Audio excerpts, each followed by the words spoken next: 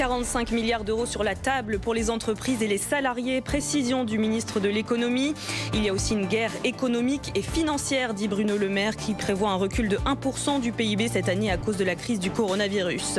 Hier, le président Emmanuel Macron avait déjà annoncé la suspension des factures d'eau, de gaz, d'électricité et des loyers pour les PME en difficulté.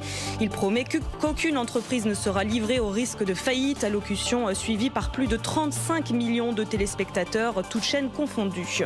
Dans un peu plus de 2 heures, à midi, la France entre dans une nouvelle ère. Pour sortir, il faudra désormais avoir une attestation, un document que vous retrouverez sur France Info. Vous devrez remplir ce document pour préciser la nature de vos déplacements. Seuls ceux nécessaires sont autorisés. Faire des courses, aller chez le médecin ou encore aller au travail.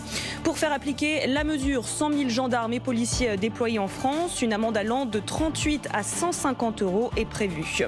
Des policiers et des gendarmes inquiets de ne pas avoir de masque alors qu'ils seront en première ligne pour faire respecter le confinement. La porte-parole du gouvernement, Sibeth Ndiaye, sur France Info, dit comprendre leurs inquiétudes. Mais la priorité aujourd'hui, c'est de protéger nos soignants, dit-elle. Le personnel médical déjà dépassé. La préfète du Grand Est indique que les capacités de réanimation sont saturées dans le Haut-Rhin, l'un des principaux foyers épidémiques du coronavirus. Si vous pensez être malade, appelez votre médecin, mais pas le 15, rappelle le ministre de la Santé, Olivier Véran. France Info. Et tout est plus clair.